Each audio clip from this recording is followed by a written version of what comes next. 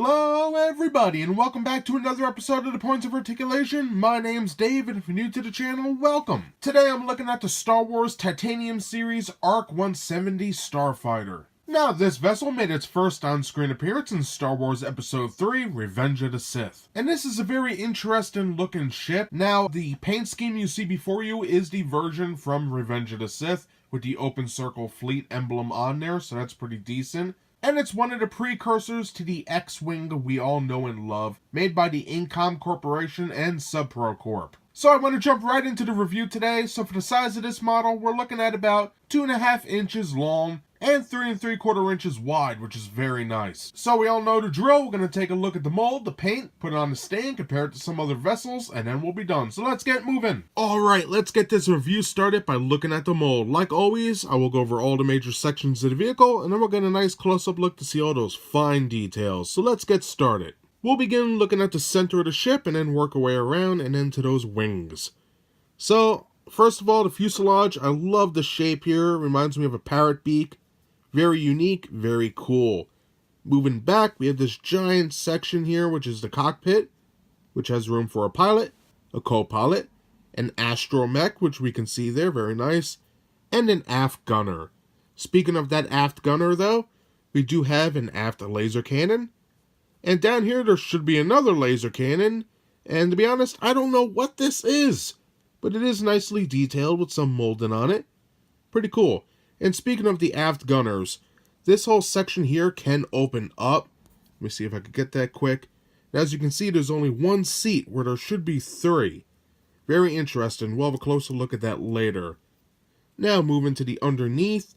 Again, we do have some nice molding down here. Pretty flat in the front, but a screw holding it together and a peg port for the stand. And I love the design here. Very unique. Different than other ships we've seen thus far. Pretty sharp. Now moving on, we do have our engines. Looking good. I like how they're big and rounded. Very nice. Coming down, we have our engine components as well as S-foils. Now the sad thing is, even though everything is molded here, these 6 wings do not move. They are static. So they're stuck in the open position or attack position, if you will. Which is a shame. But there is some negative space there, which is awesome. And underneath, we do have our copyright crap. Then we have our laser cannons on the tips of the wings. Looking good, very big. And I like how they assembled it here. They just slide it in and glued it. It works, right? Pretty sharp. So that covers all the major sections of this fighter. So now let's get a closer look. Alright, having a closer look, here's the top of the ship. We can see there's no real detail. It is curved though. So that's pretty nice. And that's the same for the sides. Looking good. And I love the shape here. Reminds me of a parrot beak. Pretty cool. On the other side, again, flat. We do have a little line right there where the side meets the engine. So that's pretty neat. But for the most part, it is pretty flat. And we have the front little paint chip right here for the bottom, which stinks, but what are you going to do? Now moving back up to the top, we have our cockpit section right here. And this is actually really cool. It's translucent plastic. And you can see all the little lines here. And when you turn it to the side, that is sharp. I think that came out great. We have our Astromech right here with legs and dome. Looking pretty good, and I love the way that it's sideways. Usually it's facing this way, but that is cool. I think it's very different than what we're used to, and I dig it. So like I mentioned, the cockpit does open, so let's take a look inside there real quick. Alright, let's get this bad boy open. So we can see some nice flat pieces, an angle right here, and then a seat right in the aft section facing forward. Now, it is nice they put a seat in there and that this can open, but I like accuracy. You should have put a seat in there for the pilot, the co-pilot, and the aft gunner facing the aft section, not the front. All in all, it's pretty nice, but not my cup of tea. Now, moving on, we do have some line work on the sides, especially on the aft, and also 2 recesses, which look great. Now for the aft cannon, I think it's a little too thick, but it does look good. Pretty nice. I love the details. Same for this side. Pretty dope. Now on the bottom, this is supposed to be another aft cannon similar to this one, but I have no clue what that's supposed to be. Nice detailing though. We have some modules, little recess right there. All in all, pretty interesting. Now for the bottom of the vessel, we have a seam line, pretty blah. Coming to this module here, we have a screw and peg port for the stand. And then it sort of curves down towards the bottom, as we can see right here. Pretty nice. Now when you turn it like this, you can see that the back here sort of fans out like an extra set of wings. So that's pretty cool. I think it's better from the back. As you can see there, it's pretty neat. And I love the design right here. It's like half a star. Nice. So now let's take a look at those engines. Okay, so let's turn this bad boy over and look at those engines, which are very nice in my opinion. I love how big they are. They're recessed, and they have that centerpiece, which is raised.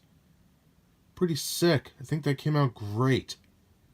Now for the engine components themselves, you have two raised sections right here, little bumps. Coming down, we have our engine and S-foil components, and this looks great. Look at all the little raised sections here. Fantastic, and it's the same on this side as well.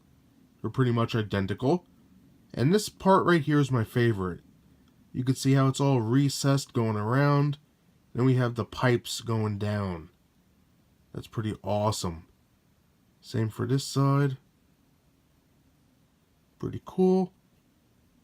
Another two raised sections right here. These bumps.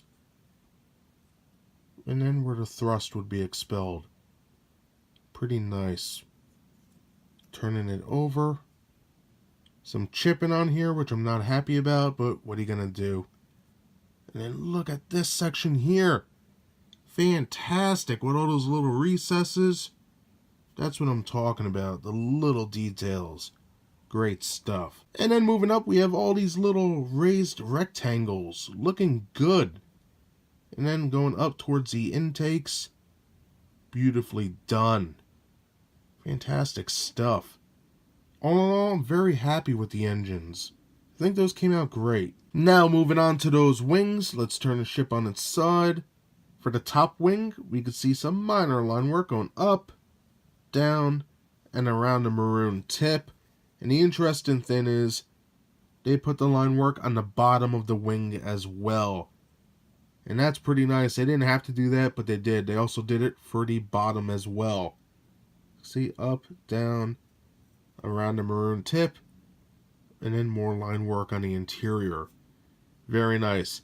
Now for the main wing, I love how it connects to the engine and sort of bends down.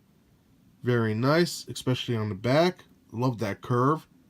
We have a nice little recess right there. Recess line work for what looks to be like a flap on an airplane, but it's just a panel. Very nice. And then the line work wraps around the maroon, as well as a massive recess right here, so that way the wing could theoretically fold down into there. Very nice. Now on the bottom, again, we have our nice line work around the maroon, and then the big recess where the wing should fold down, as well as copyright crap, 2005. Very cool. Now moving on to the other side, it is basically the same exact mold. Again, for the bottom wing, goes up, down, around the maroon, and then we can see it on the bottom there. Same for the top wing. Very nicely done. Pretty cool. And then for our main wing, we do have the line work and major recess. And the same goes for the bottom. And then copyright crap. Really cool. So now let's take a look at those laser cannons. And now looking at those laser cannons, you can see some nice molding on here. Recesses, little modules here and there. I love the barrels and the muzzles. Fantastic stuff. Now from the back, really nothing to write home about. The front, looking good. The interior, all in all, not bad. But you can see how it's put in there. Basically, it's like a letter T. They put some glue and just slid it in. Pretty funny. And as you can see, the other laser cannon is the same. No differences whatsoever. Just think it's a great design. And more chipping on the tip. That's a shame. But pretty cool nonetheless. And that does it for the mold of the ARC 170. I might have been a little long-winded, but there was a lot to talk about with this guy. So now let's take a look at the paint. Alright, looking at the paint on the ARC 170, this bad boy features 6 different colors. First one up is a nice off-white, which is the main color of the ship. Looking very good in my opinion. Besides the 2 little paint scratches, where you can see raw metal underneath, I don't really have a problem with the main color. I think it's very nice for what it represents. Now moving on, we do have Maroon, which is located on the tips of the wings. Tops and bottoms, looking very nice. The engine intakes, very cool. The sides and front of the fuselage, looking very nice. The aft of the ship next to the rear gun. The bottom of the vessel. And it's also mixed with yellow for the open circle fleet emblem. Pretty nice. Moving on, we have light gray on the top of the vessel. Looking good. We have, I would say, a darker gray for the engine and S-foil components, as well as these side patches here. Looking good, and that gray is also on the bottom. Nice. And I guess we could say that same type of gray is used in molded plastic for the laser cannons, which came out very nice. And it's on both sides. Looking good. And for our final color, we have black, which is used for the aft laser cannon tip, an Astromech droid, and the interiors of the engine. Very nice. All in all, I'm very happy with this ship. I think the paint scheme is beautiful.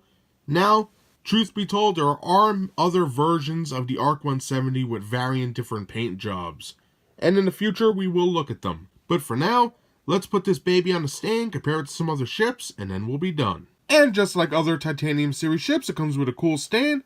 Peg it into port like so.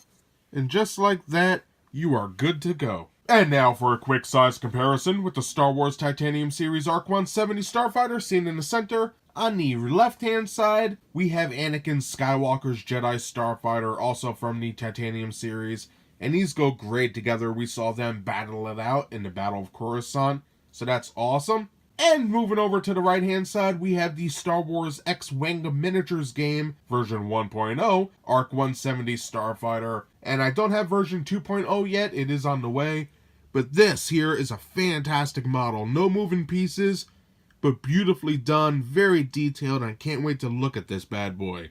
Some great looking ships here all around. And that does it today for my review of the Star Wars Titanium series ARC 170 Starfighter. Now, I'm 50-50 on this ship. On one hand, I like having it in the collection. I think it's great. I have several paint variants of this particular model. But on the other hand, I don't think Hasbro gave this ship the best potential it could have had.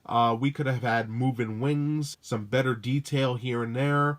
Compared to some other Titanium ships, it's not what it could have been, and that's a shame. Having said that, I think it's great for what it is. My favorite parts being the cockpit, as well as the engine/S-foil sections. Those are molded pretty well. For the rest of the ship, we do have recessed line work, nice curves, awesome. I still don't know what that aft cannon is supposed to be on the bottom. If you guys know, let me know in the comments below, because I can't figure out why they went with that design. Paint-wise, I think they did a great job. This is basically the clean slate version seen in episode 3, and it works. We have the open circle emblem on there, the maroon and light tan and grays. I think everything works well. And you can't forget, it does come with that great stand that makes it blend with the rest of the collection, and I love it for that. So that's basically everything I have to say. I hope you enjoyed my review. If you did, hit that like button, and if you'd like to see new reviews every Thursday, subscribe. Again, thank you very much for watching. I greatly appreciate it, and I hope to see you next time. Bye, everybody.